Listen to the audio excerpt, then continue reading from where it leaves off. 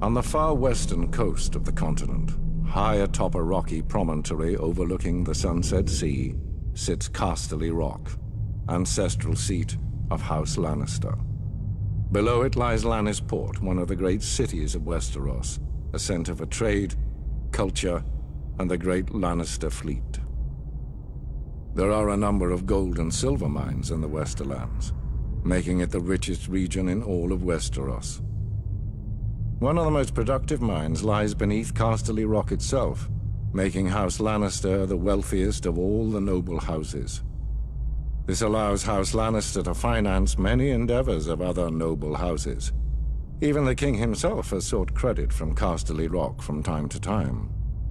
We Lannisters claim our descent from the Andal invaders, and through the female bloodline, Lann the Clever. According to the legend, Lann, using only his wits, won Casterly Rock from the noble House of Casterly during the Age of Heroes. The Lannisters reigned as kings of the Rock for thousands of years, and worked to make it the envy of the rest of the Seven Kingdoms. Our time as kings ended, however, when Aegon Targaryen, otherwise known as Aegon the Conqueror, arrived in Westeros with his army. The last king of the Rock, King Loren Lannister, joined forces with King Mern Gardener, the king of the Reach. Together, with 60,000 men, they met the Targaryen host in open battle.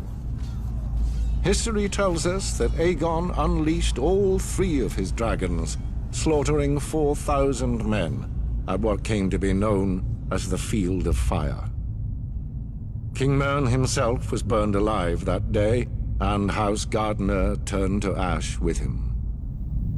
Seeing both the threat and opportunity the Targaryens represented, Loren wisely surrendered and aided Aegon in his further conquest of Westeros. The Lannisters were thus appointed Lords Paramount of the Westerlands and Wardens of the West, titles we hold to this day. Let us be clear, though. It is neither luck nor royal favor that makes our house prosperous. There have been times in our history where some have thought us weak, lazy, or opulent.